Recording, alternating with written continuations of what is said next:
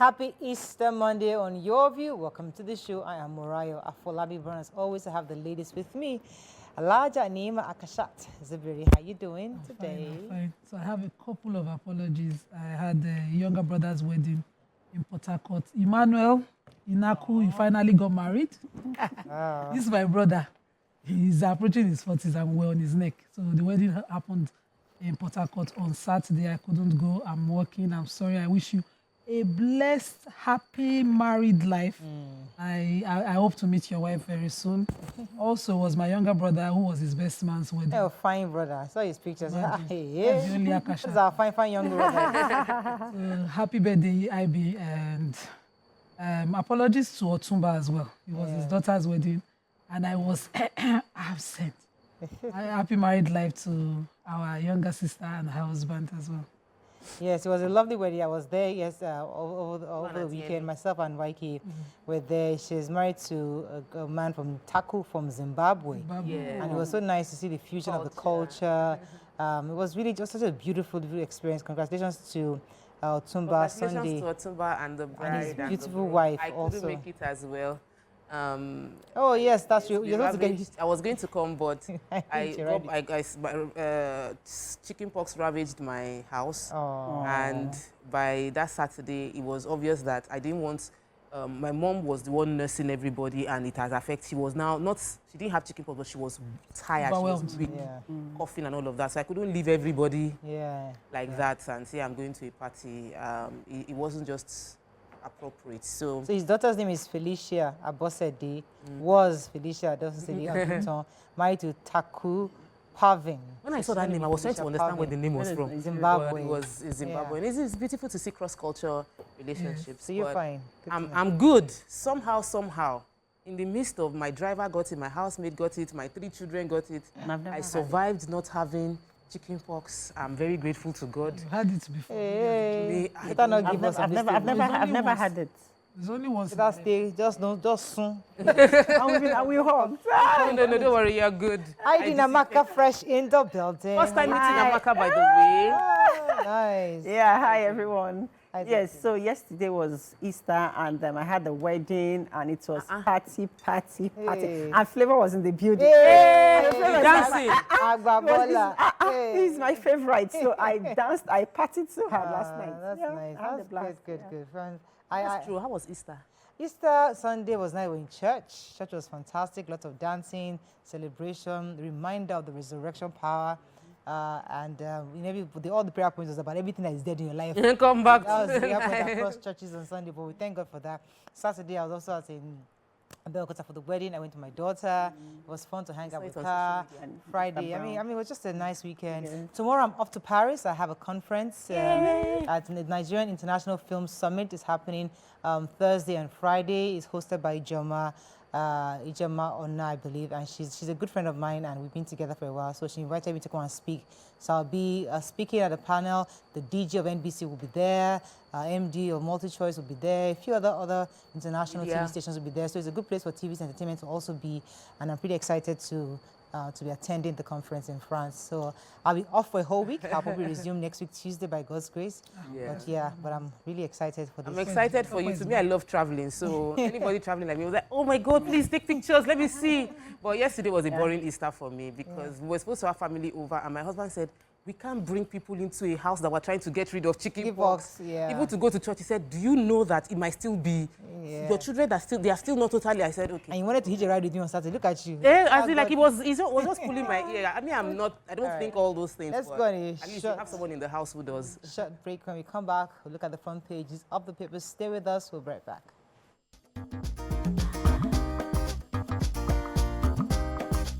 Stay tuned. Your View will be right back. All right, we're going to start with The Nation. Yeah, we can see somebody's desperately trying to become governor of Ondo State. That's Jimo Ibrahim, says, I am most qualified. 3 presidential jets proposed for sale. Kaduna debts, El Rufai's son Bello disagrees with brother.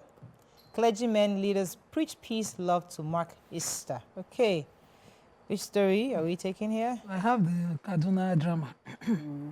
Governor at an event I'm trying to get a town hall meeting. The governor had a town hall meeting in Kaduna where he revealed that his administration inherited $587 million, which is 587 million dollars, 85 billion naira, and 115 contractual liabilities from the predecessor, which was El-Rufai's administration in Kaduna. And Bashir El-Rufai, son of the former governor, cannot have it. He went on Twitter, X, and he tweeted that, the governor was just trying to cover his incompetence. He says in his tweet, these guys have realized that they are wholly incompetent, and the only way to mask the nonsense is to deflect from a governor who is always sleeping in Abuja to a litany of incompetent aides who were only rewarded for foolish political reasons.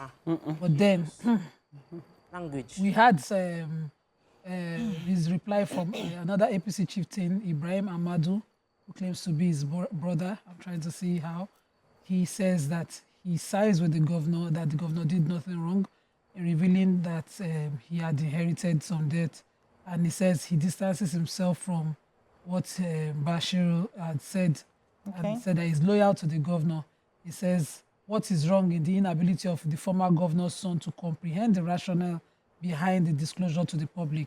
His vituperations are unguarded and unacceptable, especially when the man involved has helped the family during hard times of political waves. And I'm saying it's the business of Kaduna State political business.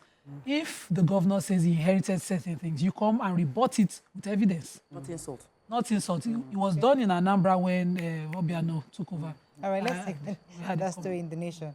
Yeah, so fake soldiers, operatives of the Isheri Osun Police Division in Ogun State, in Lagos State, sorry. Isheri Osun is in Lagos State. They discovered there was a man alleged parading himself as a sergeant major. His name is Femi Balogun. He had on the full military camouflage, and it was around the Ijegun area, the riverine community where a lot of oil bunkering takes place, and it's a haven for criminals.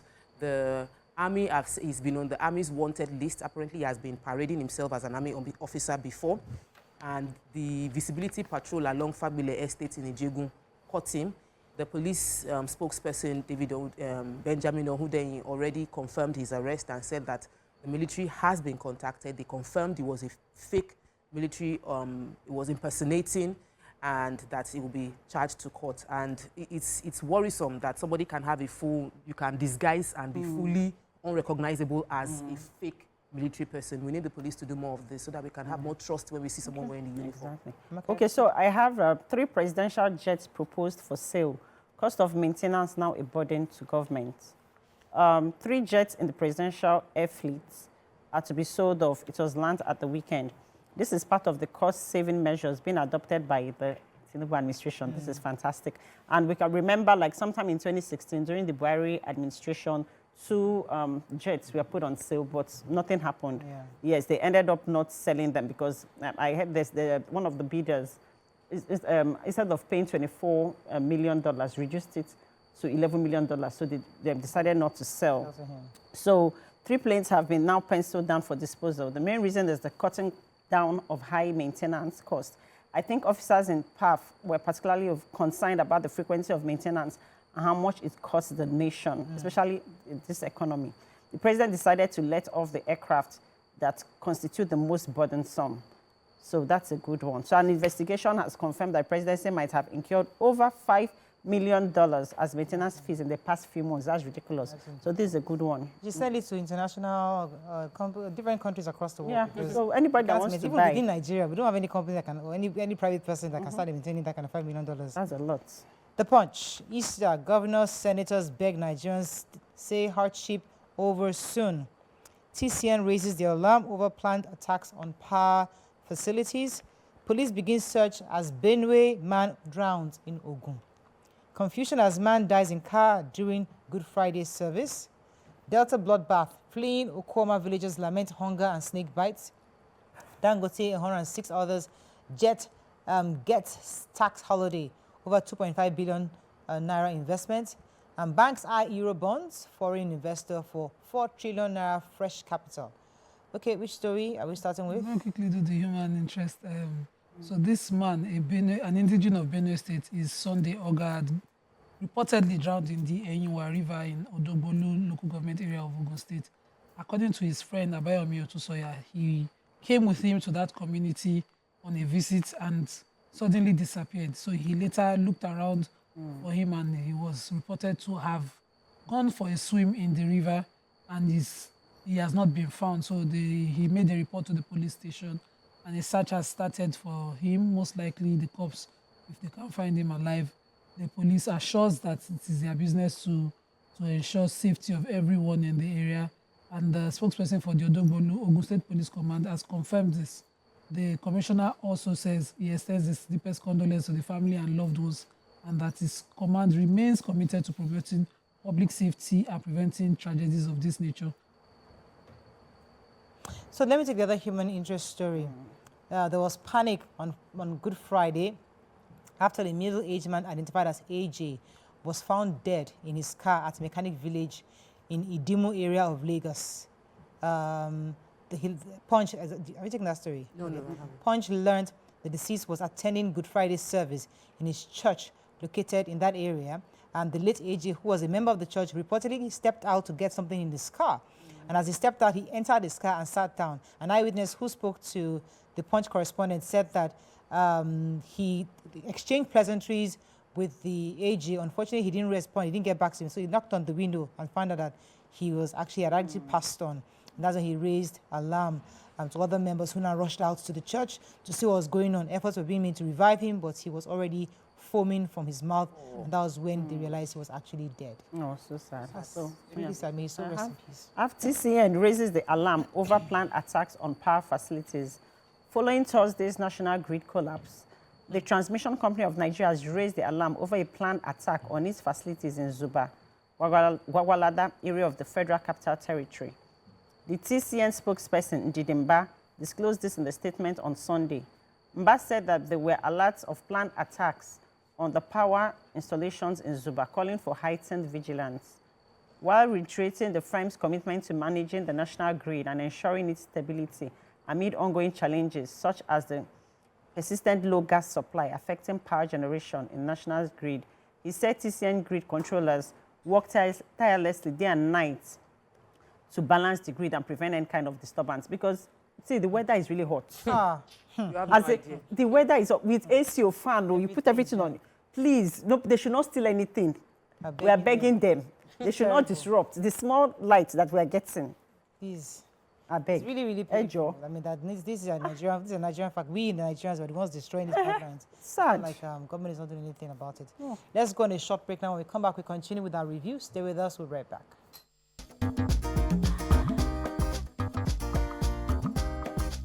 Stay tuned. Your View will be right back.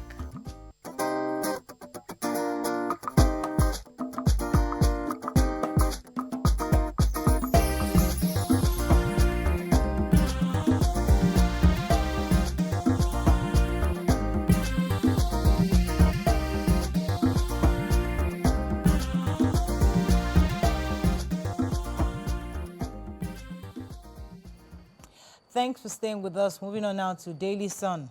Ningi, Northern Senators, Governors mount pressure. Kuka to Tinubu design template for healing Nigeria.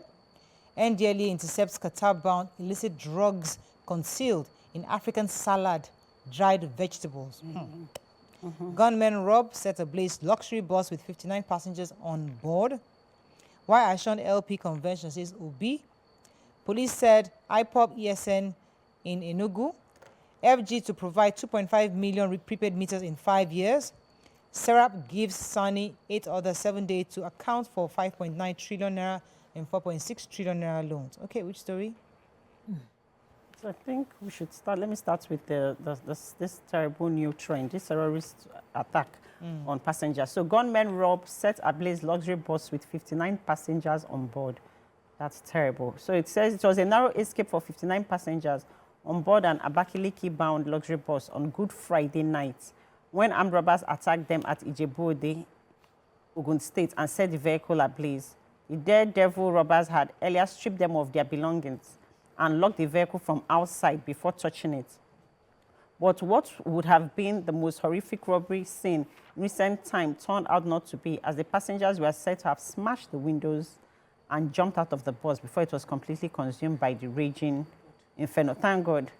And one of the passengers said that they stripped them of their dresses, they beat them mercilessly, and then they forced everybody back into the bus, locked the bus, and then put it ablaze. That's really terrible. So the head of the luxury bus, the head of the transport companies said that this is no longer armed robbery. This is now a terrorist attack. Yes. And the earlier the federal government nips this in the bud, the better for everybody, because it's not a new trend where you now, after robbing people, you now decide to set them on that's fire. like 59 people. That's a lot. And now with the high cost of transportation, flying and everything, people are now trying to use the buses, right? So Really, really you sad. understand what's going on. Heinous at the highest level. Okay, another story in the Daily Sun. Okay. Minister of Power, Adebayo Adelabu, yesterday disclosed the federal government's plan to breach the reported meter gap with the provision of 2 million in the next 5 years. The minister who disclosed this yesterday in Ibadan said that it will be available to homes, business outlets, and others nationwide, thus filling up the gap. He added that the president's administration was working tirelessly to make life comfortable for energy users nationwide. Adelabu also stated that part of the measures initiated by the president is the formation of the Presidential Meter Initiative, which is aimed at putting other initiatives under one umbrella. So that's good news.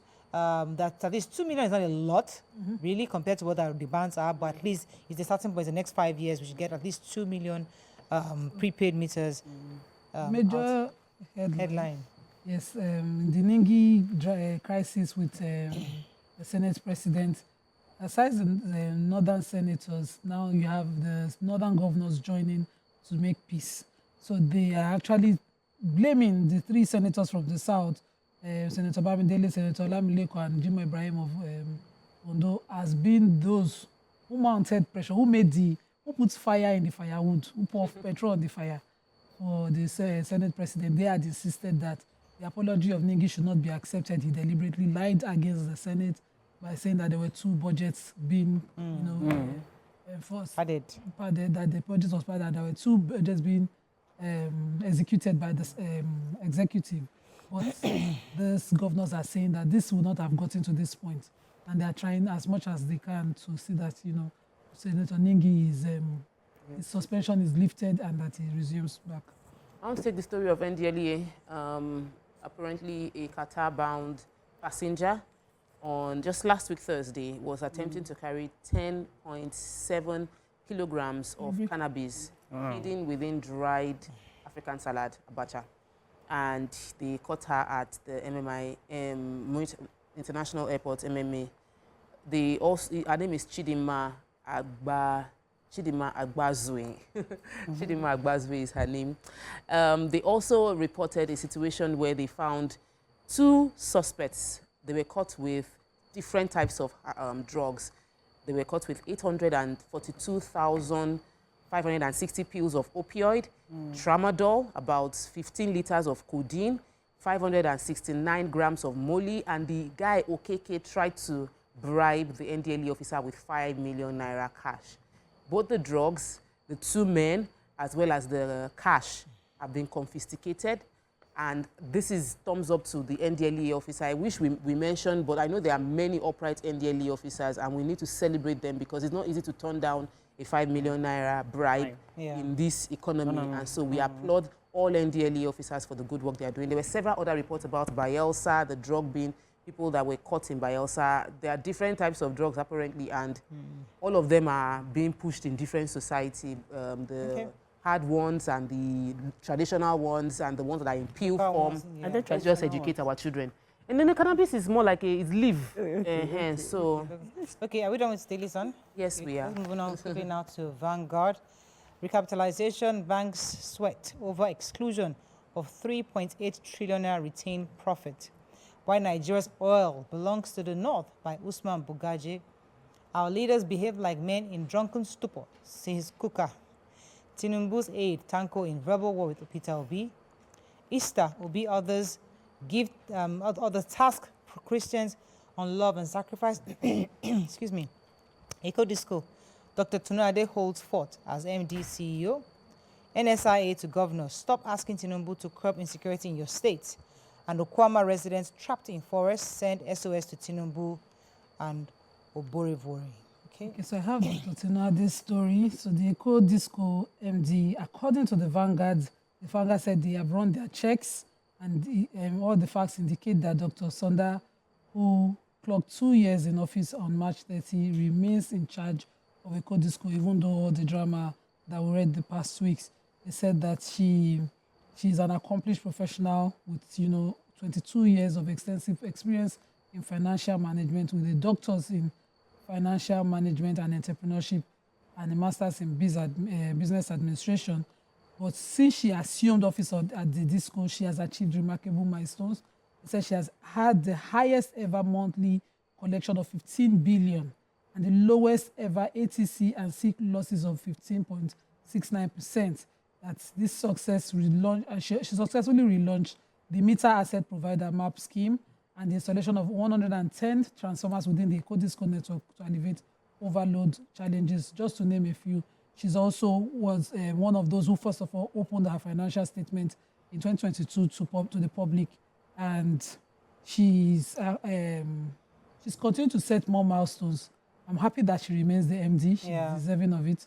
Congratulations to her. Well done, okay, so Professor Ishak Oloyede, who is also the registrar of JAM, that's the Joint Administration Matriculation Board, and also the Secretary General of the Supreme Council of Islamic Affairs, NSCIA, he has lampooned the governors for seeking the federal government intervention to tackle security challenges within their states.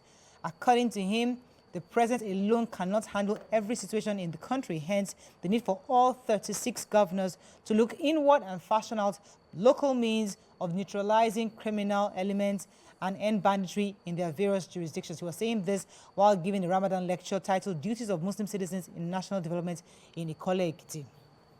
So, the story of the sad incident that happened in Asaba, residents of Okwama and Osumosu and other communities in Ogili are crying out. They sent a signal to the president that following the killing of 17 soldiers on the 14th of March and the later clearance, the army clearance operation within the community, many of the community members ran into the forest and they are dying within the forest, dying of hunger, lack of medical attention.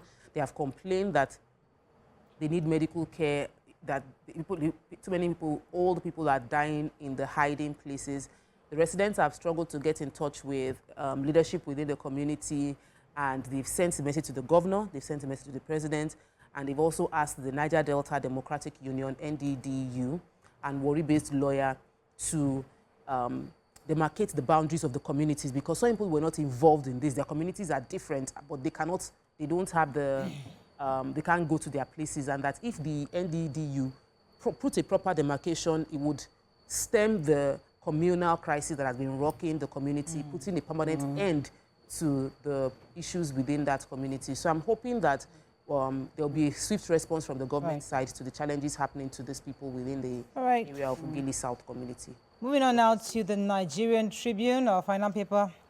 Again, Jim Ibrahim says I'm most qualified. You see this picture, before I even go into the stories, the picture already, there's a lot of things that it speaks about, because it's about his certificates, and it's so important that he puts the international ones ahead, Oxford, Cambridge, Buckingham, and then he puts UOAU bottom right. And then there had to be a picture of a white woman next to him just to give it validation. Yeah, And these are things, it's quite subtle, but it's a reminder of how we make it look at foreign is always more important and more and more valued.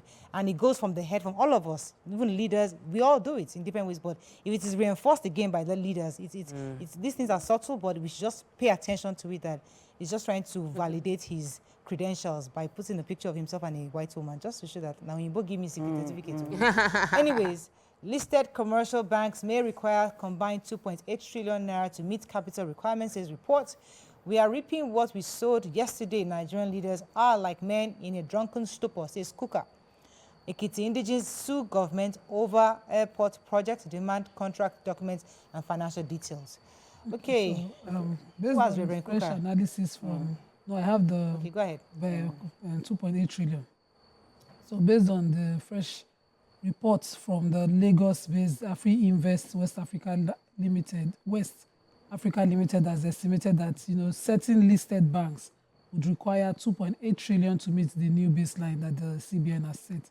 The CBN sets a minimum capital requirement for lenders in the country to mitigate the impact of external and domestic shocks. And the APS Bank mandated a minimum of 500 billion, 200 billion, and 50 billion for commercial banks with international, national, and regional license respectively.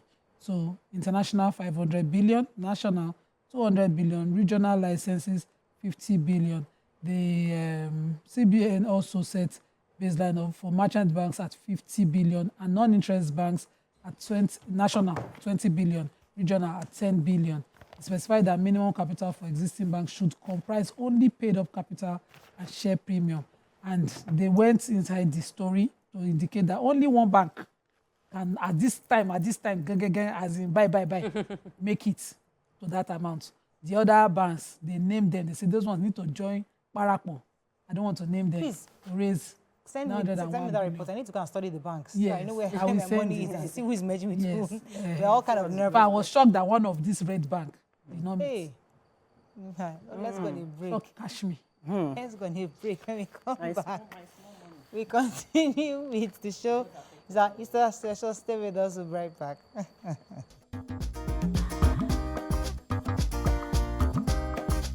Stay tuned. Your View will be right back.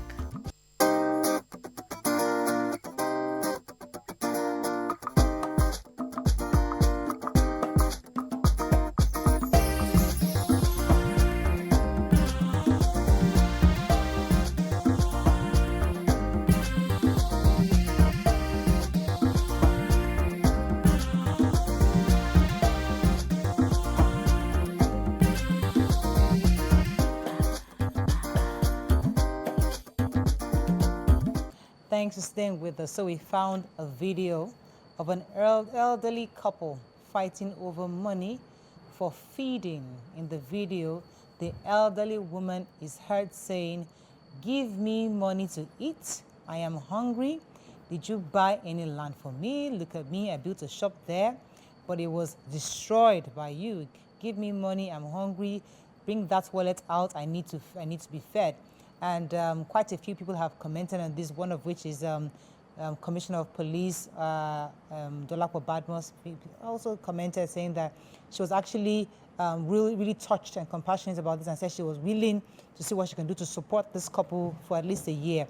But this brings up quite a few questions because there are many layers to this video. There's the part of where are their children, because usually in the African setting, people expect that when the elderly is in situations like this, when they are old, the children are supposed to be the covering to support family. That's one. Secondly, the fact that two old people are fighting, and the fact that the woman seemed to be lamenting that the man destroyed her store. So many things could be deduced from this altercation between both adults. But what are your thoughts on this? I mean, what do you make of this video?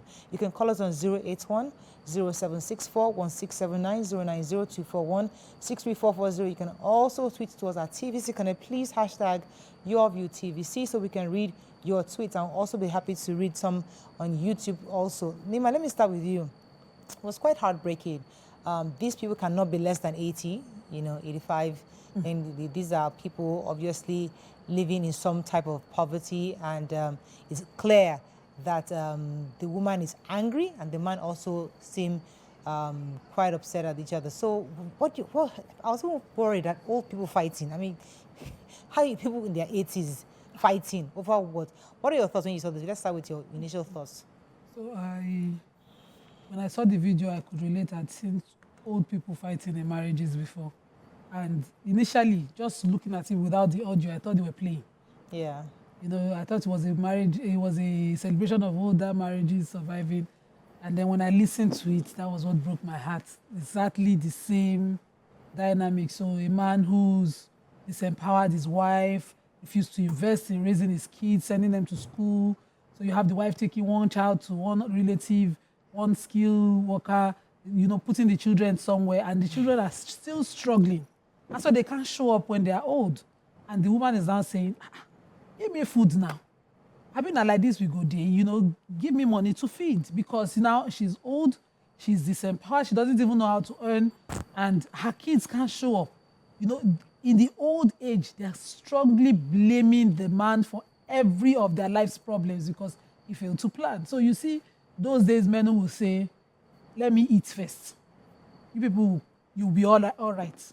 I know the case of the one I know, who in the morning, as his children are waking up, he doesn't play with his stomach. He will come outside and buy food for only himself in a house of about 7 kids. Children plenty, women plenty. He will buy only his own food. And each child is supposed to meet their mothers for what they will eat. And when the kids are crying, he will be eating. Something I found very strange. I remember when I was in primary school, if I cry, my father can't eat.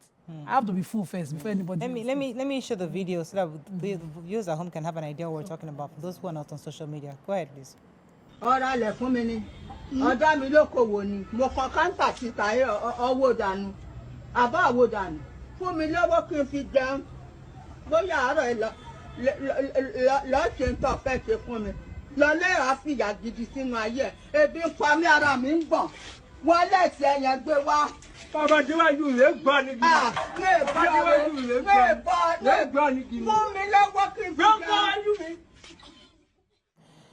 As I said, there are lots of layers. I don't understand why a woman is still dependent on a man at that age to be feeding her. That means so many questions to be asked. At that age, should you still be saying, give me money? I don't understand. But May that not be our story. We're doing the work. I teach on this all the time. I teach on planning for old age. It's easy for you to look at where you are now. When you are in your youth, you can walk and think, okay, I would be at this, I'll be able to be earning like this till I'm in my 70s and 80s without strategic financial planning. A lot of people can be wealthy or being average in their 40s and poor at their 70s and 80s. The structure our social structure here is you live off your children. Your children send you money on a monthly basis and you use that to tide yourself over. Very few actually actively plan for what will happen when I'm in my 60s.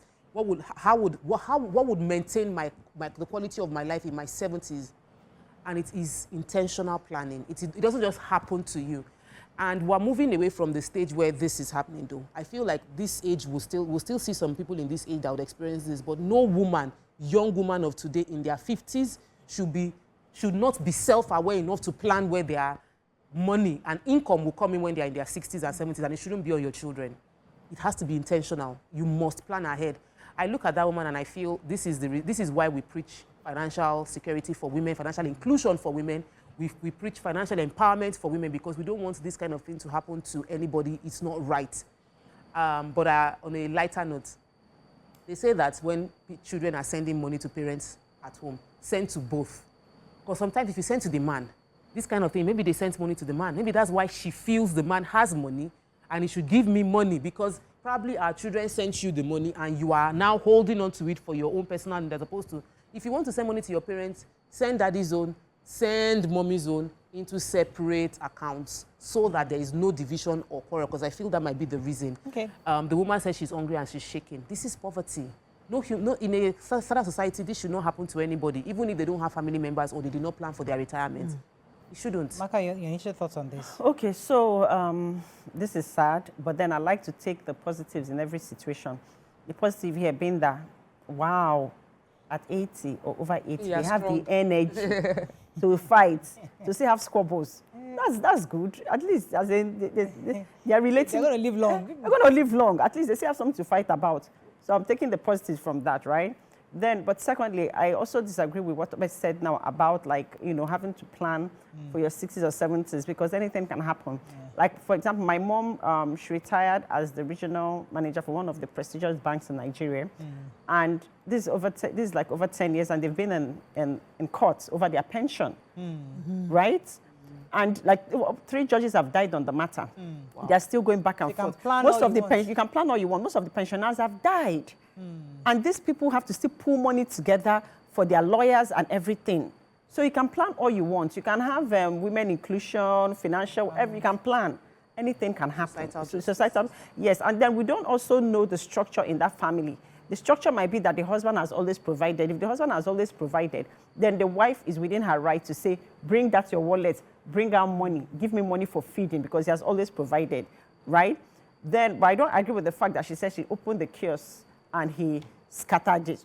Like I said again, we don't know the structure within the home. So Amaka, we are speculating here. We don't know the backstory.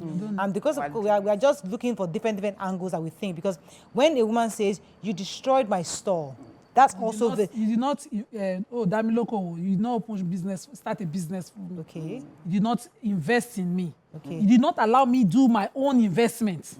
So she invested in herself. And so there could be anger issues. Yes. There could be temperamental, somebody who is narcissistic. So there are different the woman is personalities from her past. She doesn't like her present situation, thinking, and she's going to be punishing that person. So from what she's saying, you can guess that these are not educated people. Damiloko is something that, you know, people try to do themselves. Some people will marry and then they give their wives a pot for Ewagoy and that's it.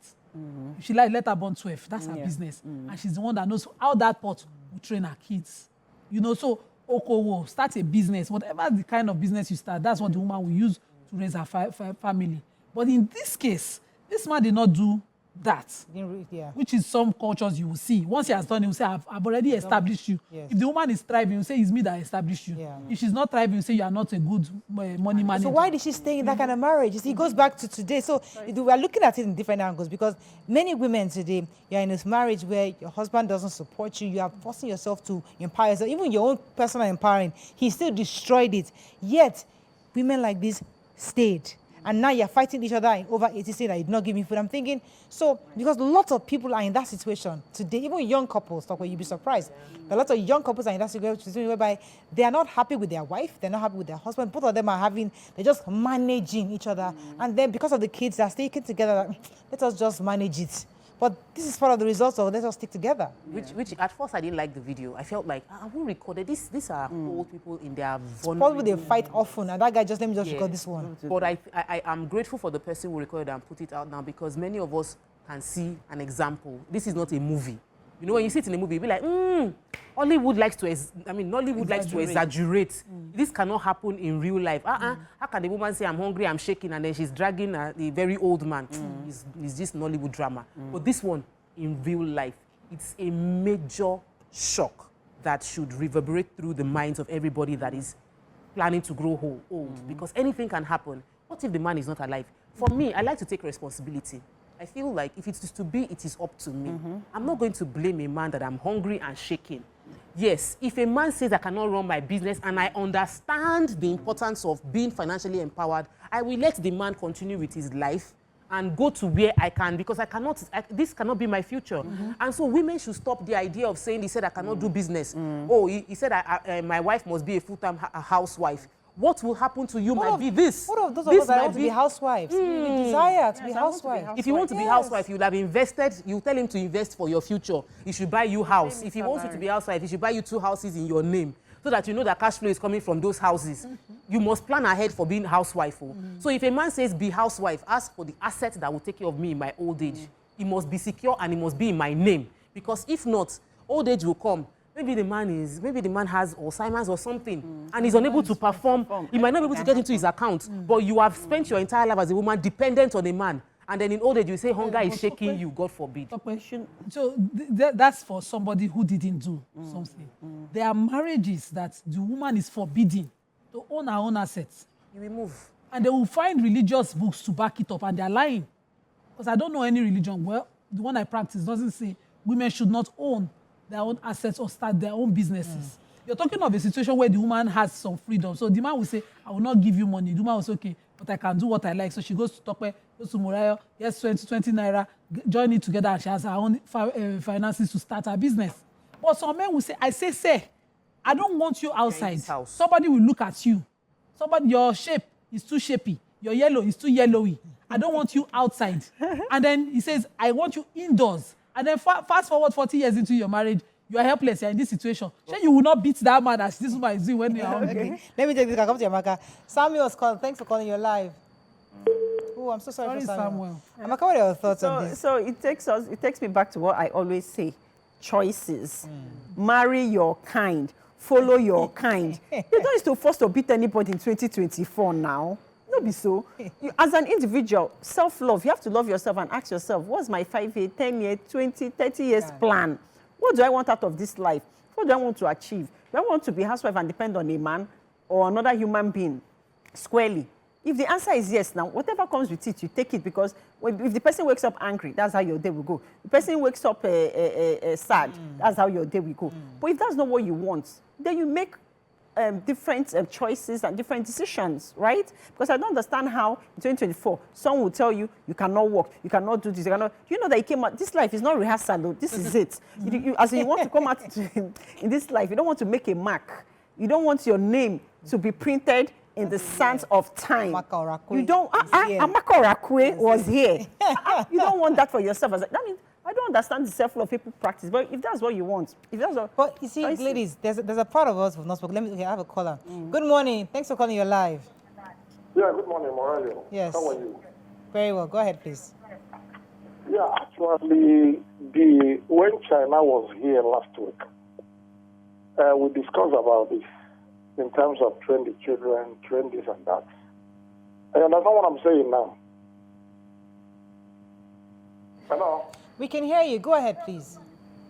So when China was here last week, we talked about train the children or did something like that. It doesn't mean at that age to have that kind of issue. Like, I 99 believe what Topper mentioned now. Plan yourself for future, because, and secondly, having a covenant, have a covenant for you to train the children who will remember you. Thank you very much. Have a lovely Thank you. I didn't hear what he said a lot, but I was going to go to what Nima said earlier. Bottled up anger in spouses. We are frustrated. You know, society forces you to accept a role, and you stay in that role, and then you grow up and you have regrets, and you're lashing out that anger on your spouse. So and lots of people are in that. Maybe theirs may not be poverty. Theirs may not be different things. You said something about maybe not empowering, allowing somebody to even work. But there are other parts of living with somebody that says, you can't do this, you can't do that, you can't have a second degree. No, you have to take care of the children. I remember a story of a woman said, she used to work in I think in Lagos. She got a fantastic opportunity in Port Harcourt, NNPC, I think. It was a big job, it was times 3 her salary. And her husband said she can't go. And she stayed in Lagos until tomorrow. She was still lamenting that she wished she took that job then, because she just stayed home. She eventually lost her job in Lagos. She became a housewife. She just felt that her entire life was snatched from her. Now imagine someone like that, holding up that bottle of anger in her life, growing up, accepting the reality, I am a housewife, let me just take care of my children. My children are enough. And you raise them, they now travel around the world, and your husband is there still doing his own business, and you just feel empty.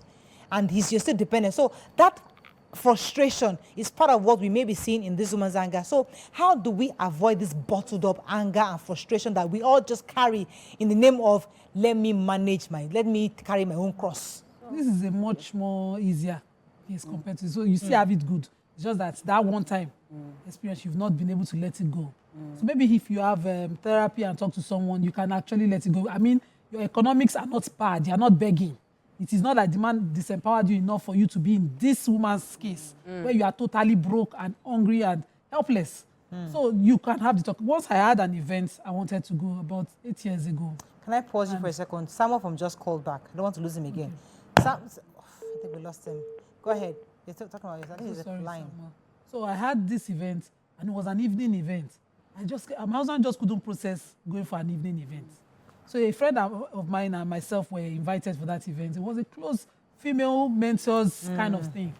And by evening, it was in Ikoyi. I got dressed to leave the house around 3. I said, the event starts at 4. I'll be back by maybe 8. And my husband was like, go where?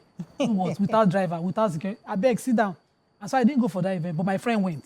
And my friend would not let me hear the last of it. No. Everybody kept asking of you. Everybody said, and now calculated what I projected would have connected that day. Yeah. I had to sit him down. Sit down. See what you have cost me.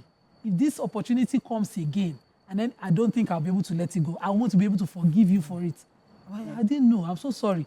Because I had said it now, maybe, I've been able to ease that anger. But each time I see that my friend flying, who was able to attend, I'll be like, you must see your life. So sometimes this cannot be so bad. If she can have that conversation, it's okay.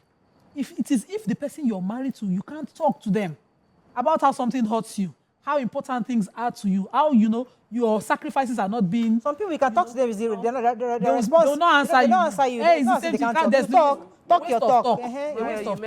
You mentioned many people living in that frustration for a very long time. Because we have a culture of submit, tolerate, submit, endure. A good woman endures. A good woman tolerates. A good woman submits. And people stay in that relationship for many years and hoping that one day it will get better. It go better. You are enduring. You are tolerating, but you are getting bitter. Scientifically, the bitterness of endurance is linked with many chronic diseases. And we know, they've confirmed it. This is not them say, this is scientific. When you are bitter, you are withholding a lot of things. There's cancer, there's a lot of things that follow that would affect you. It's important that we let women, give room for women to say, I have a choice. This is my life as well. I had that conversation with it was just very recent. I said, this decision you are making is affecting my life. Do you understand? Like, my life will be affected by this, your decision. It's not just about the children, me. And my life is very important to me.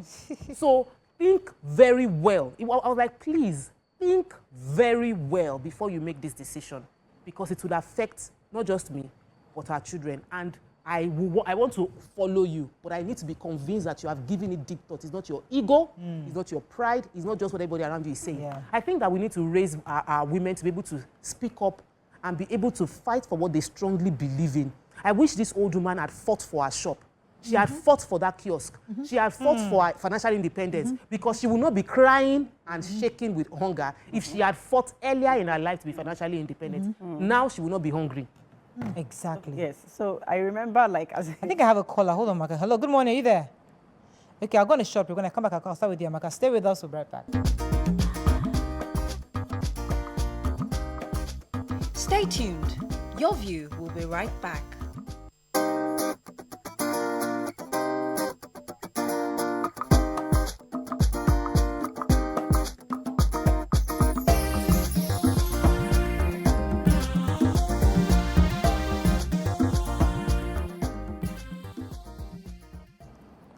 Thanks for staying with us. We're still discussing this video. Let me take this caller. Good morning. Are you there?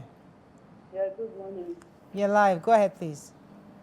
Okay, my name is Nelly Awo. Welcome to the show, Nelly. Yeah.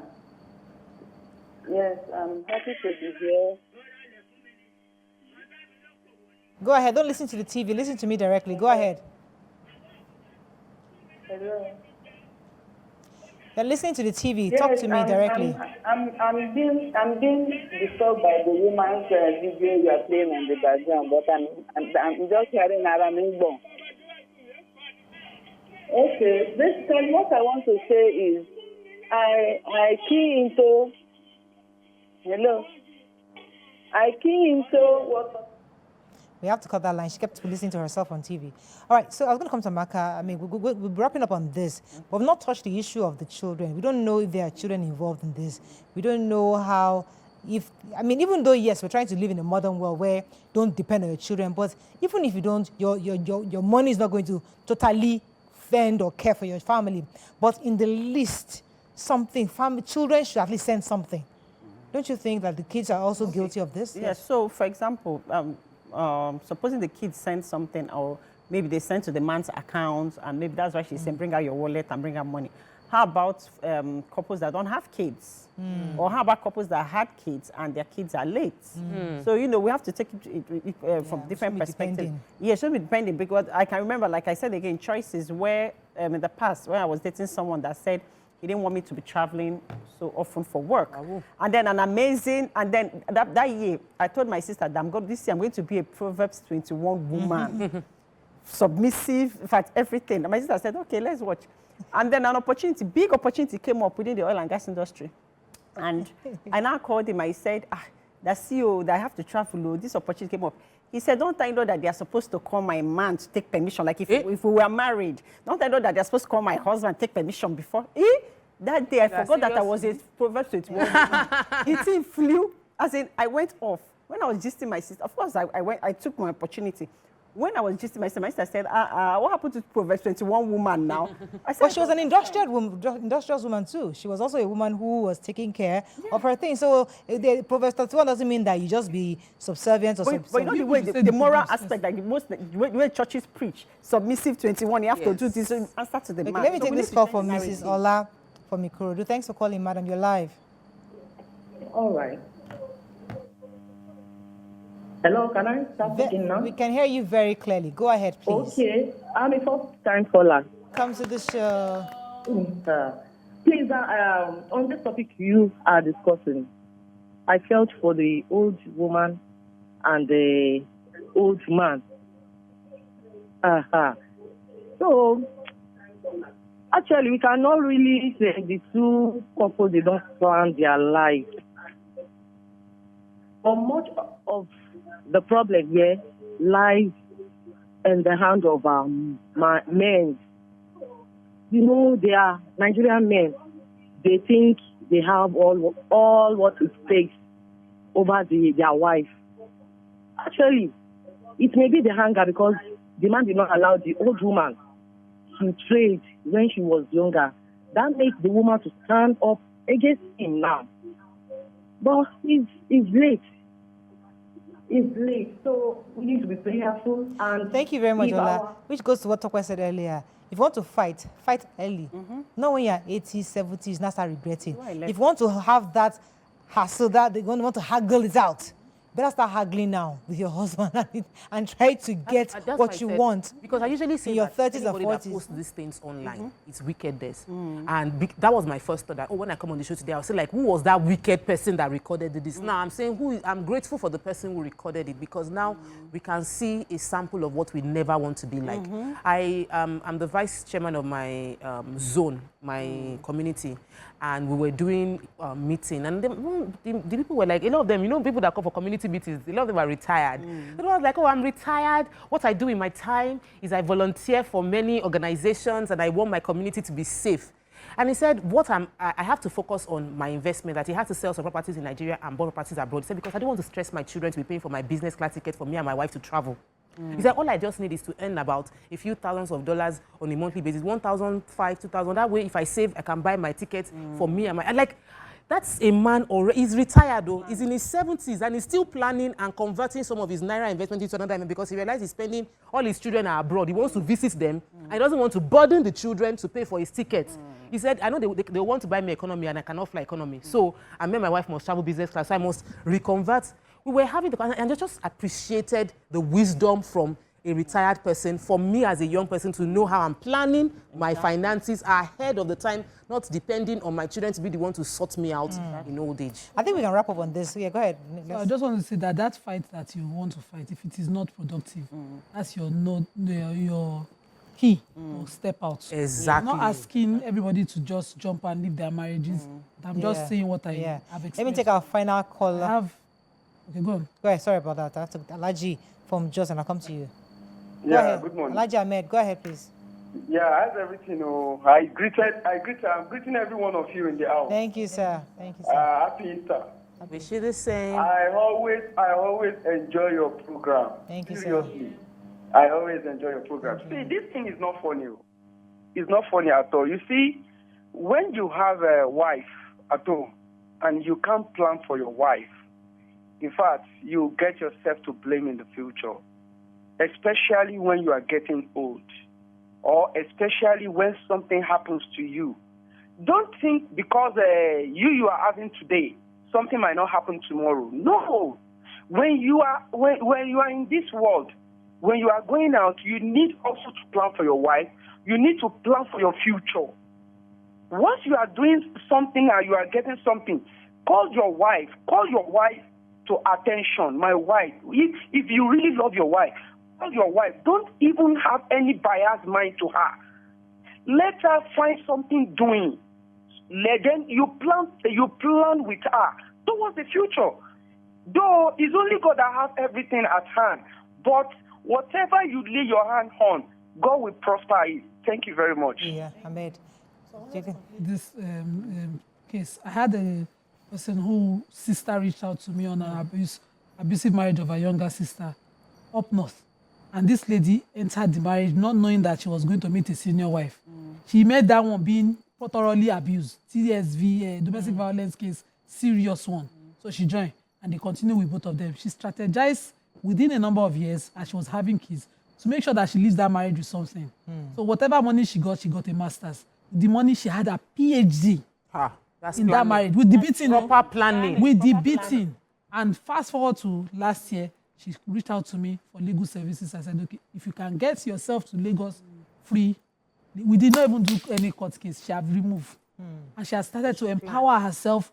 And when I look at her age and what she has been able to achieve in such a serious situation, strategic. Yes. strategic Even woman. in the midst of the trauma. In the midst of the trauma, how do I'm already here. How do I come back? Yes. And even when she came back, it was an abusive method that they tried to use to get her back. And she came home to family safety.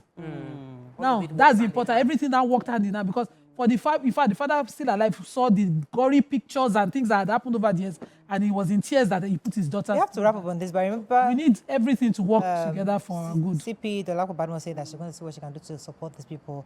And I hope that she's able to reach out to them. We can find them. We can support them at least for some time until they're able to have some kind of structure to feed themselves. But I think that's all we can take. The lessons we've learned pretty much from this is that plan for your future. It's never easy anywhere. And even with all your planning, anything can still happen. And it's really God that can help us here. But the truth is that this was not a very interesting video to watch. It was really painful to see people in their 80s. It's time for them to be having Isimi, rest of mind. Peace of mind, that's when they're haggling over money for food and stuff like that. Okay, that's all we can take on this topic. When we come back, move on to the next topic. Stay with us. We'll be right back.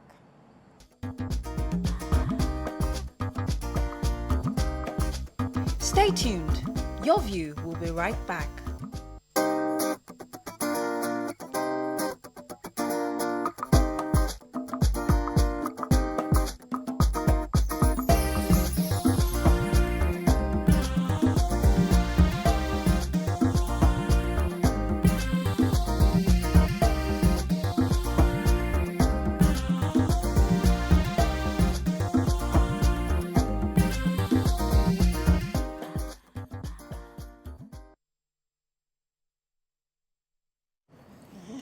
Thanks for staying with us. According to another online story, a woman narrated how her husband has been using Juju to sleep with her daughter.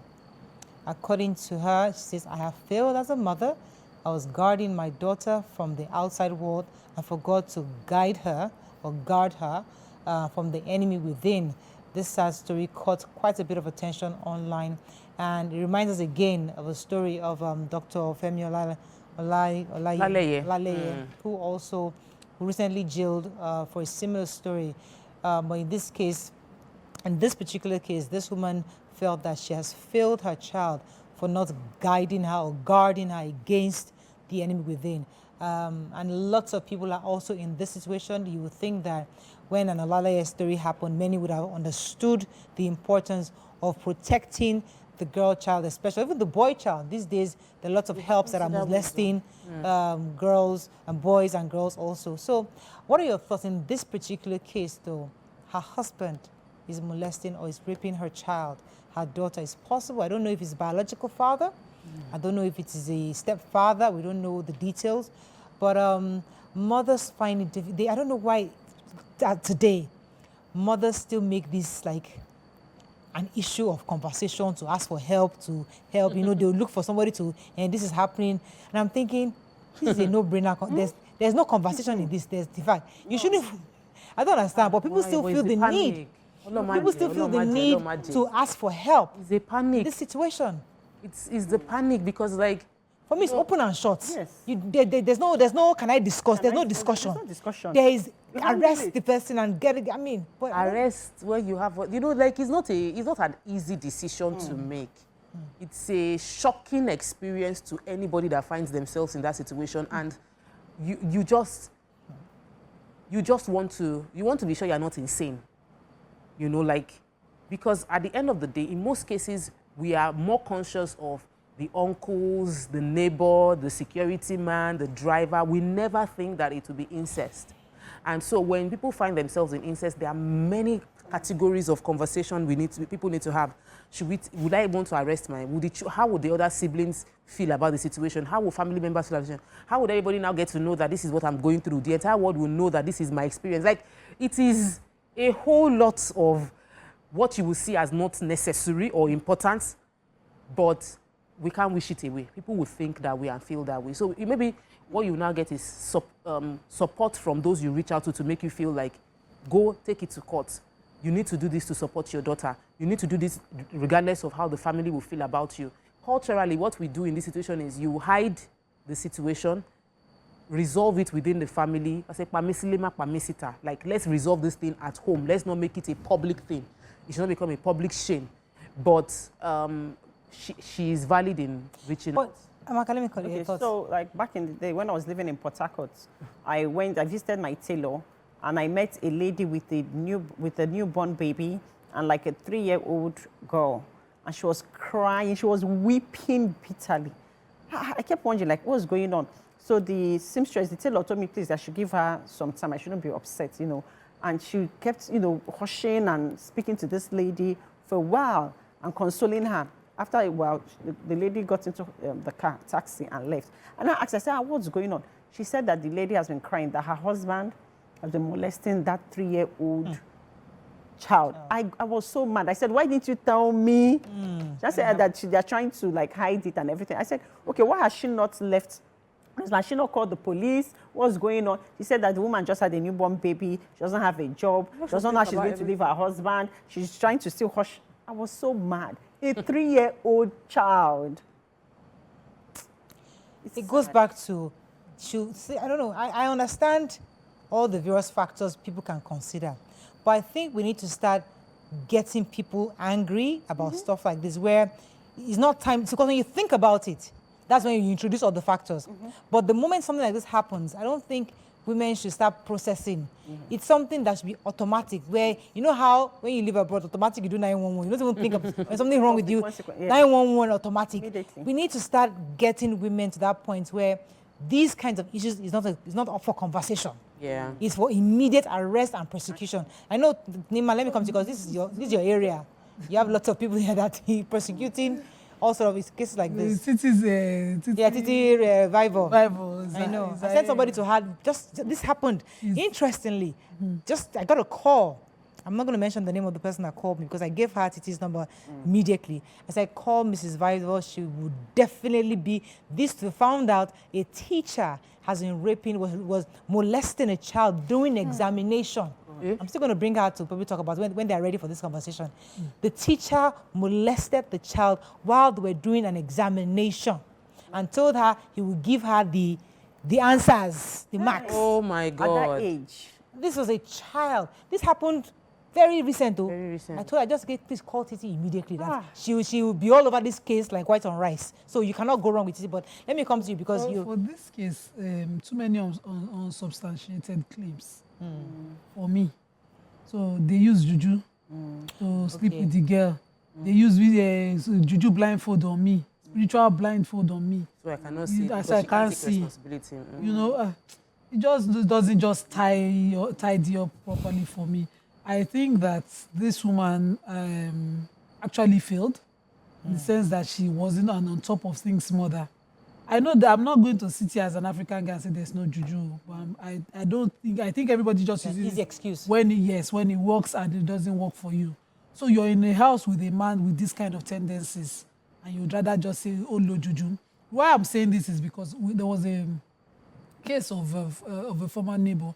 She just moved recently, where she was telling me about how the young girl that they brought from the village to stay with her mom was being abused by a neighbor, an older man. So the girl was about 15, and she finally fell pregnant. When they asked who is the man, she pointed to the man. The man was an older man. So that one now brought religiosity into it, and the wife now came and said, you want to break my home? The woman now went on the defense of the man, now stating that the young girl was a witch, that she wants to break her home. Nobody was addressing that the girl was pregnant and that the man had an underage sex with this girl, you know, and everybody was just, the wife was trying to deflect. They deflected all the way to the police station and back. So now the girl has, at the time they came to me, the girl had the baby and they needed maintenance. And the man would just not have anything to do with the girl. The wife at home has mandated that nothing of such will happen. When you now come down to it, they have religionized it. They have found a spirituality, something to deflect all the important issues in the case. Talking about, when you talk about religious spiritualized, I remember a story of a woman who was telling, I think it was a mother, she told me, no, I think had the opportunity to meet the daughter whose father had molested her. Thank God she never got pregnant. And she said her mother knew about it. And her mother didn't do anything about it. So I then met her mother somewhere else, and I was trying to, so I was like, oh, I met your daughter. I said, Mariah, that she doesn't talk to me. And I was wondering, I said, what happened? I saw her. She said that she didn't tell me anything. She said she won't tell you. And she's like, I failed my child because my husband was sleeping with her. And the only reason why I kept mum was because I was not empowered. Financial empowerment is one reason women say that they cannot leave their husbands, because that's the only way. You're not the only person. I have 4 children. If he's molesting 1, at least he's taking care of the remaining 3. That's the mentality some women have, that, okay, yes, just look at yourself as this. What should we sacrifice? This is the problem. No. But he's feeding us. He's paying the school fees of these other children. He's been a father to these other children. So that is where, so this woman was admitting to me that she was blind. She was foolish then. But now she knows better. But her mother will never forgive her. So enlightenment is extremely important. And when we say enlightenment, it's not even about financial. It's about letting people understand, letting parenting, enlightened women, enlightened to understand your responsibility and who your responsibility is called to. Before you have children, you're responsible to your wife, your husband. When you have children, your responsibility shifts to taking care of those children and ensuring they are protected. I also think that as a society, we have condoned this thing for so long. It has become like, it happens. You're not the first person. Let's cover it. We need to start seeing when people come out. I spoke at an event, and the woman that spoke before me had breast cancer, and she said the reason breast cancer doesn't get as funded is because people assume that if you have it, you're dead, because very few people come out to say, I've survived it. We don't talk about it. That woman that has gone through it, that has been able to rescue her children, built a family outside the husband, does not come out to say, I left my husband because he was molesting my daughter. When we don't see success stories, we don't believe it is possible. So every woman feels like, if I leave my husband because of this molestation process, I would end up being lonely, I would end up losing everything. Yeah. We need those success stories. We need to see women that say, I survived, I was beaten, I stood up. I left the house, I rescued my daughter, I rescued my son from being molested, and my children are doing well today. When we hear those stories, it helps those people that are in a dilemma, wondering what to do. Let me take say there's an option, okay, I can do well, even if I go outside here. Let me come to you, Amaka. Men, and maybe one of these days we'll have a man on the show. I know we've treated this in the past. What will make a man molest his child? There's no other story. No, because I've heard there was recently where what's his name? He's an actor, was dancing with his daughter. We didn't take the story here because we just thought it was just for me. It was one of those stories that there's just no way to. Was just there's no how to say that story, so we just chose not to take that story. But that story broke where an actor was dancing with his daughter in a way that people just said it was very seductive dancing, and people interpreted it in different ways. And somebody then said, oh, her own father almost kissed her with her tongue or something like that. You know, people started coming up with all these things. Some would say, oh, my father was drunk. He kissed me on the lip and I felt his tongue. Others would say, my father touched me once, my chest. These things, we've heard these things. But maybe they would admit to you that it went all the way. And some would just say, but what to make a father touch his child? I don't know. We're not men. We're not in that situation. Maybe we can have an idea. So first off, I think these people are sick. It's just there's something is not aligning well with them, right? Because how can you be attracted to your own child? A child God has given you to protect, to nurture.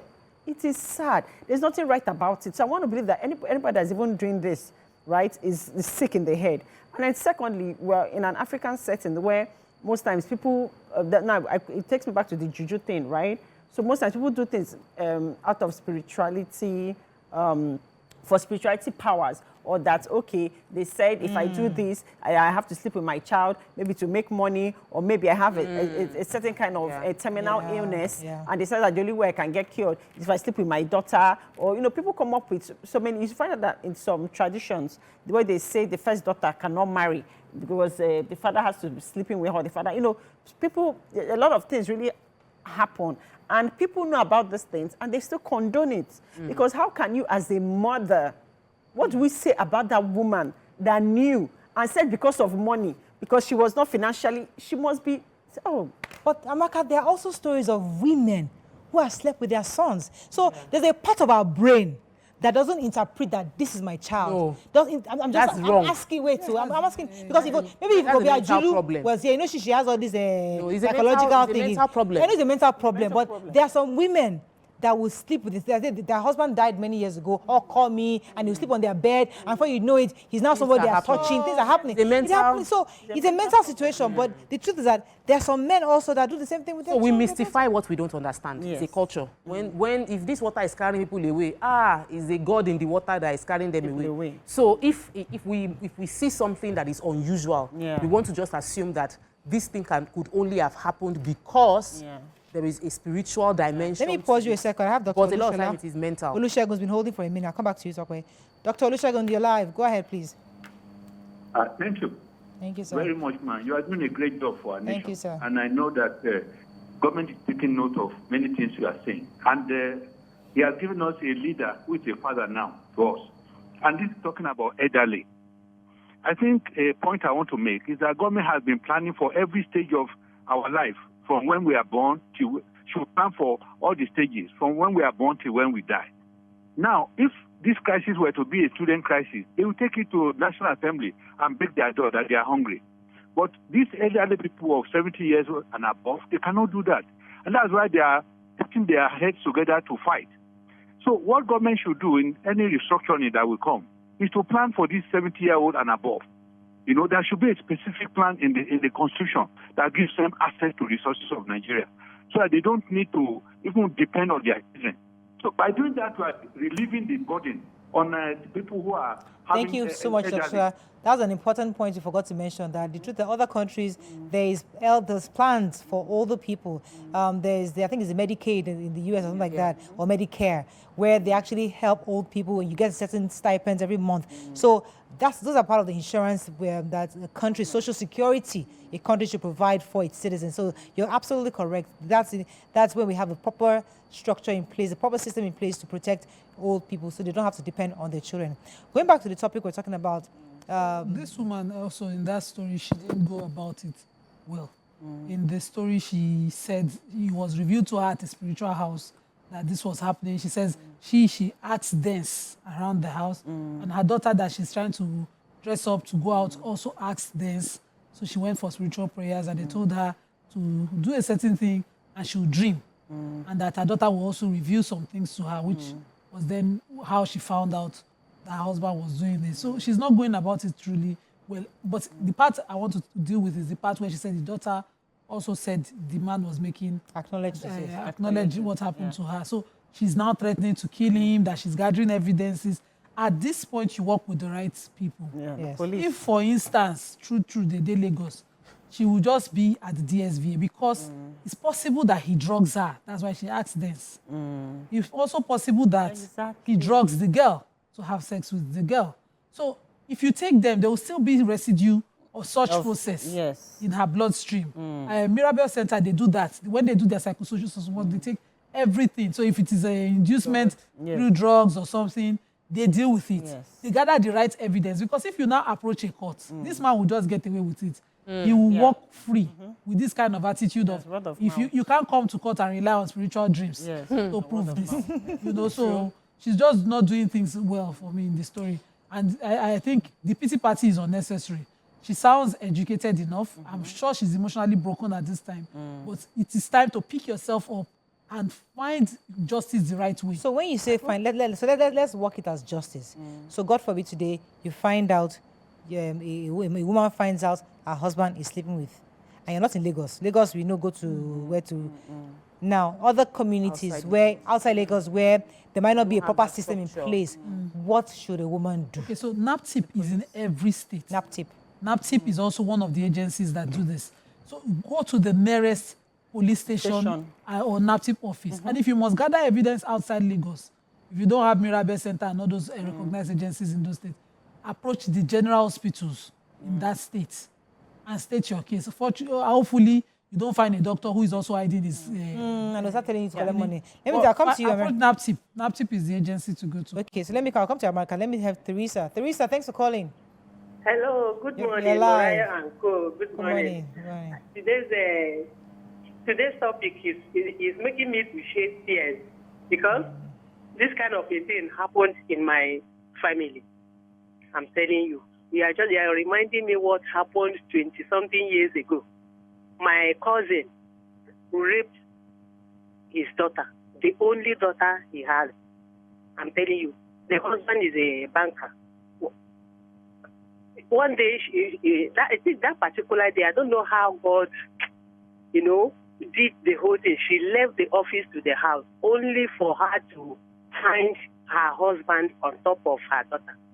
The only daughter he has, 4 boys, 1 girl, So the matter was the woman could not control herself. What she did was to drag the man naked outside. It was neighbors. And in fact, she wanted to go and carry cutlass. She wanted to kill his husband instantly. People gathered and they were able to rescue the man from her. At the end of it all, so this man was taken to a church where they gathered and at least get some cloth for him to put on. The information reached home. They were living at Port Harcourt by then. The information now reached home. The mother his mother was alive by then. His mother don't know what happened to the man eventually. What happened to the man eventually? The thing is that the matter up till now, the trauma is still in him. The thing is just disturbing him because the wife said he can never smell our family again, no matter what. Okay. He can never smell. And the wife, even as tomorrow, the wife is still waiting for this man to enter that family again. But the girl has gone. She has gotten married. I know her about the sons and everybody is doing well. But that trauma is still disturbing the wife up till now. Thank you very much. So it's sad, and like you said that they are not still going to say, okay, he needs deliverance and everything, instead of handling the issue, in the right way. But then, I mean, everything, like when that lady was busy being angry and talking about Juju and everything, I didn't hear her say that she took her child to hospital. You need to go and check what's going on with the child. Thank you. STDs, pregnancy, psychological therapy. You need to focus on that first. Thank you. Do you understand? That's after calling the police for us, and then make sure that that child is okay, because psychologically, that child is damaged for life. Before calling police for your husband, your child should be your 100% priority. The successful rape case I have seen and handled is the one where the mother prioritized the child over everybody else. Yes. She took that girl, the day the girl called home and said, she took her daughter straight to Mirabel. All the psychosis, she went there religiously, till the girl got all of the treatment, all samples taken, and then they approached for arrest the man that did it, and then they went on. Police case started 3 months after, but the immediate thing was the girl's care. She was put on anti-something drugs to prevent HIV and any sexually transmitted disease, and that drug particularly made her sick, so sick that she wanted to skip a day, and it was supposed to be for about 21 days of use of that drug. The mother insisted that she finished it. The girl was thoroughly taken care of. So when we went for the prosecution, it was Airtight. it was like this. Airtight, yes. Like this. They got a conviction. But if you prioritize, if you're angry or too angry, but I like what this caller said, her sister, her cousin did. You know, when you cover it up and you first of all close the door, the perpetrator, you have licensed him for life. You do another one. Exactly. But you see that public disgrace, even though it was 20 years ago, that was the way traditionally things were handled. If you find an you throw the shame away, drag him outside, make it a case. Already shamed him. So you have shamed him. That's one. They will tag him. I know where I'm from. They start to call him that man that Kinikon. There's the way they used to use. But they took him to church eventually because because that's their interpretation that he's possessed. They made it open.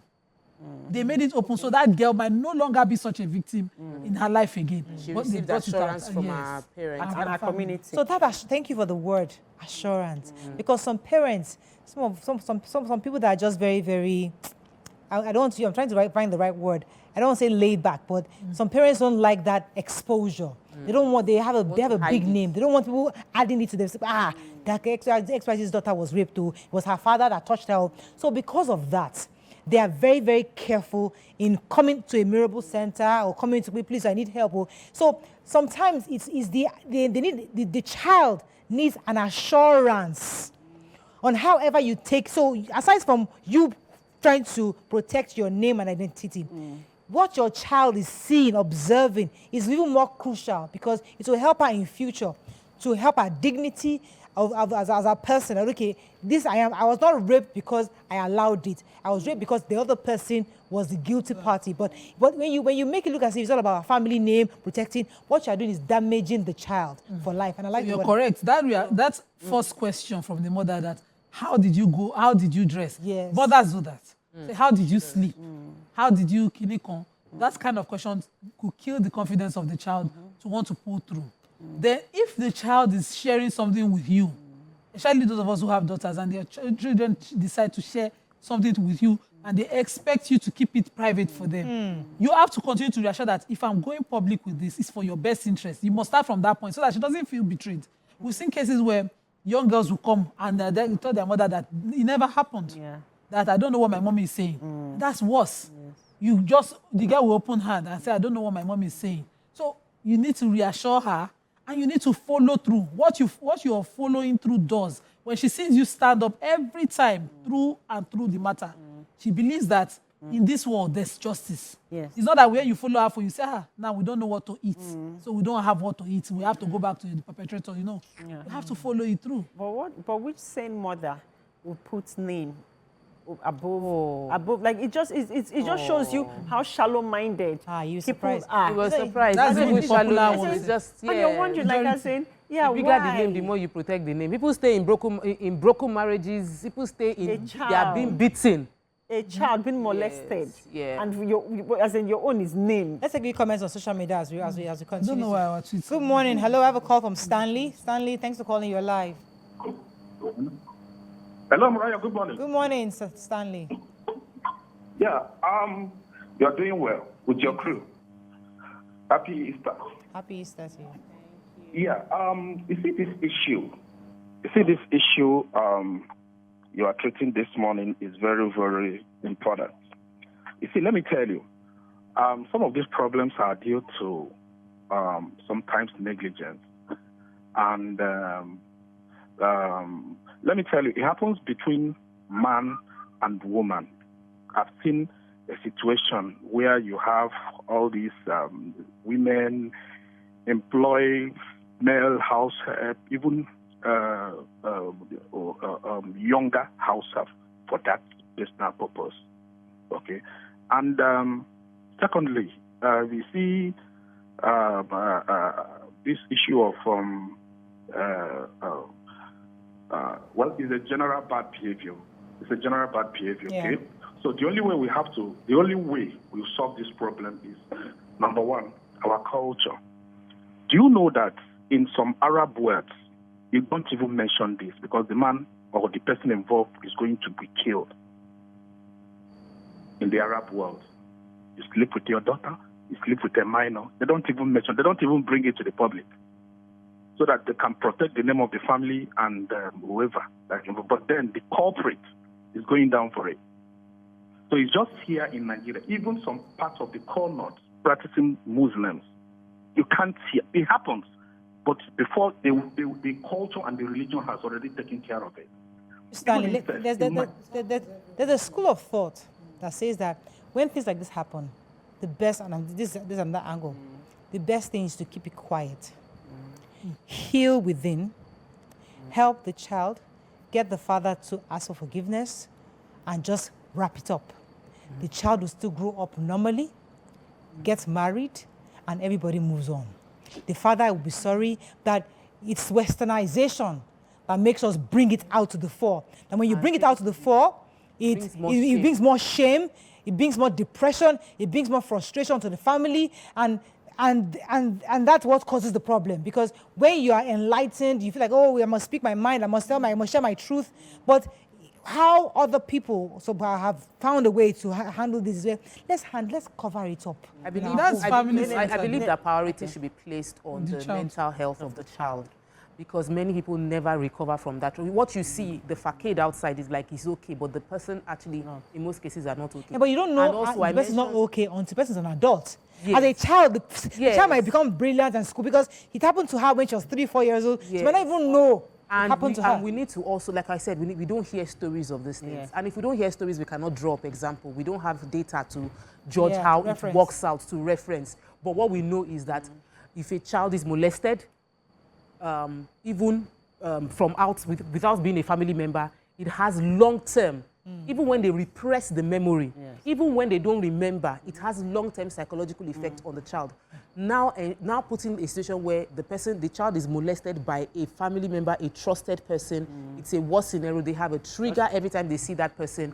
There needs to be conversation on how to ensure that child is mentally debriefed through a psychologist. So that's a modern day healing. But let me come to Amaka. Okay, so you made a comment here. You said then they will heal within, then the father will apologize, then the father is sorry. How about a situation whereby the father is not sorry, the father does not apologize, and he's still claiming I'm the man, how dare you say that? And then tomorrow again, he goes again to continue molesting the child. What then happens in that situation? Will you keep covering it up and continue to heal within? No, if you cover it up.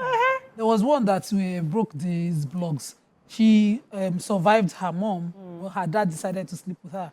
The day the girl, and cover it up was the method because she didn't have help. And then she decided that Daddy, I don't want to. He withdrew her school fees, everything. She came online to beg for money for school, house, and for her to complete because it was in a private university. And he compelled that she either continues or he doesn't pay her fees. So the cover it up doesn't work. It has to be, when you center it around the family name and all of that, those are the unimportant things.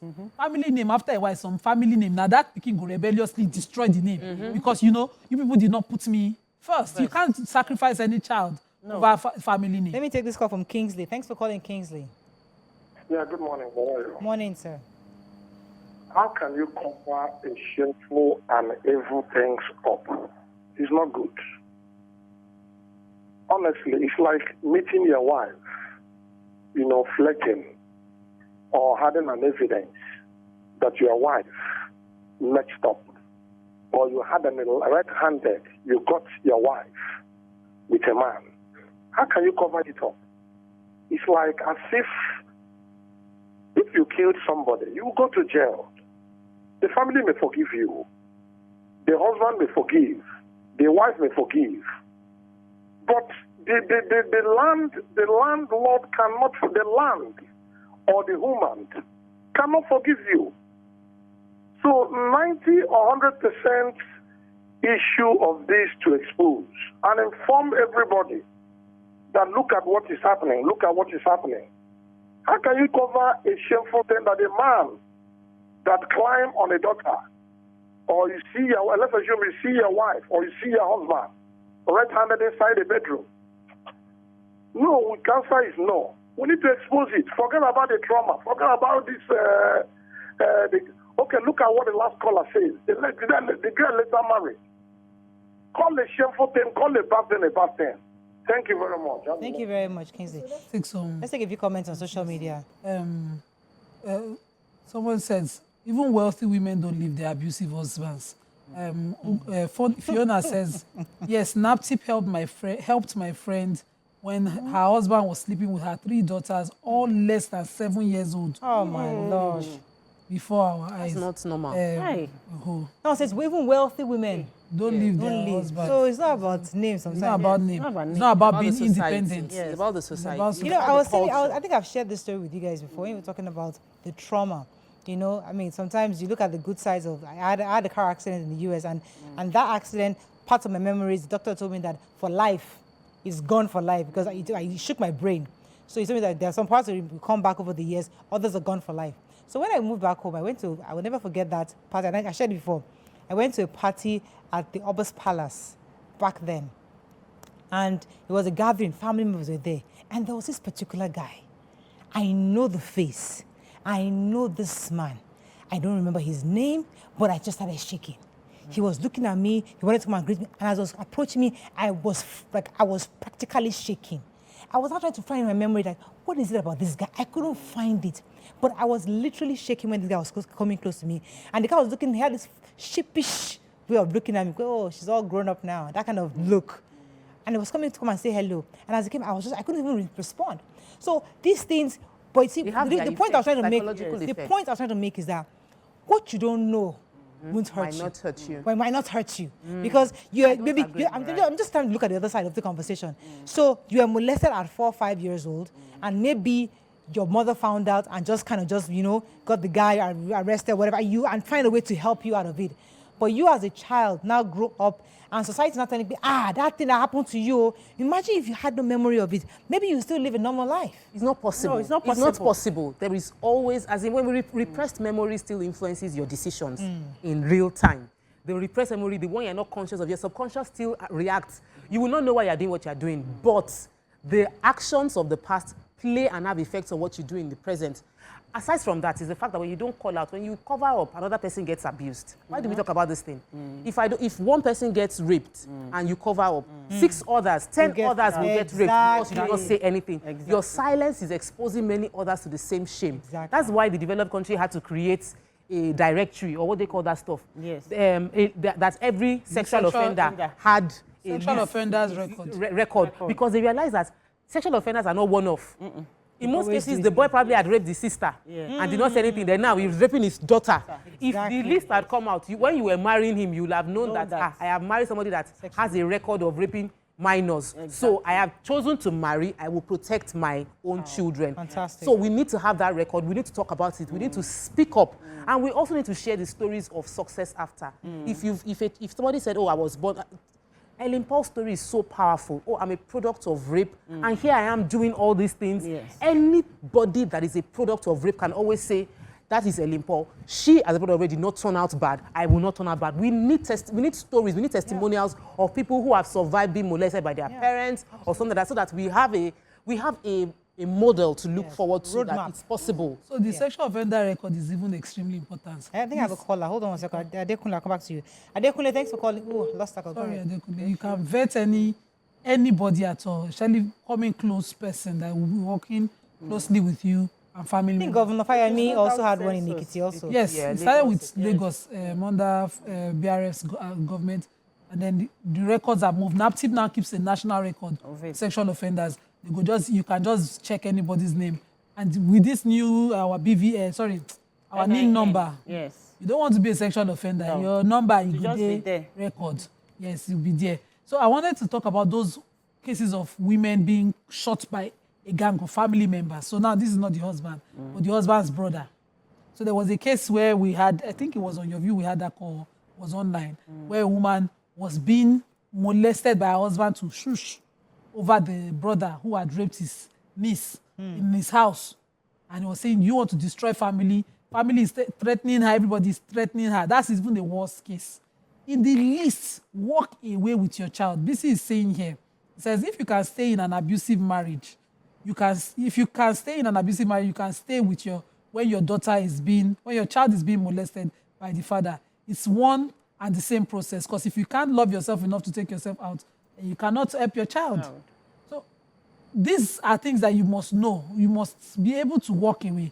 And it doesn't matter the status and living down arrangements. So it might be a bigger house, bigger class and all of that. But you'll be willing to take the risk for the child because the children are watching. The children are, you're also nurturing children so that the child understands that I don't give up and stay in any form of this kind of use. And for my children's sake, you model that child to model after you because you have stood up for her. Yeah. And, you know, let me add to what she said. You know that also psychologically, sometimes when someone goes through trauma and doesn't heal from it, most times they don't want to be that person. But sometimes they become that person as they get older, right? So we also need to look at that perspective that a child that was sexually abused and molested, most likely they might do the same thing. Do you understand? Especially in a situation whereby this was not properly dealt with. They didn't talk through it with the child, or the family covered it up for whatever reason. The child might start thinking, oh, this is the right thing, or maybe this is how things are, or this is the proper things that happen in certain families. So when I have a child, I can do the same. And the children become resentful to their parents, to both mother and father, for not even addressing. I'm surprised at this comment. Carl Michael says, I support covering it up because of the shame and stigma. But that woman must leave the marriage and leave that man. And a lot of reactions to him on YouTube about this stand. He says, I support covering it up, but the woman must leave the man and the marriage. Cover what? He says, because of the shame and stigma on the family. Who defines what is shameful? Who defines what is shameful? It's not us, we human beings that determine what is shameful. Then we need to rewrite it. It's not shameful for you to leave your husband, especially if in that situation he's raping your child. It's not a shame. The shame it's a thing of pride. The thing of pride. It's a thing of that I left for my sake of my child. You're strong enough. That you're strong woman. And what Tokwe said is really crucial because we're not saying it. We need to celebrate these women. We need to glorify them for the work, the audacity to live in that situation. And it's when we celebrate this kind of women that other women will understand that it is okay to move. Because sometimes I feel that not a lot of women are speaking. And that's one of the reasons why I wrote my book, because it was important for us to share real Nigerian stories. Many people, when they write their books, they gloss over, oh, I'm empowering women, I'm giving you the tools. That's nice. But sometimes it's your story that is more empowering. It's your real story that tells us that you have to walk the path that they are walking through. My son learned that he should not steal. He said that when he read the book, I got that I should not steal. That even though I don't get beaten, but what Bibi Atiburaya wrote it. Yes, because when you share your stories, my book that talk about when I stole biscuits. You know, because one of the things why Sharon told me that she couldn't drop the book because what she was getting more meat and found stories from the things I said.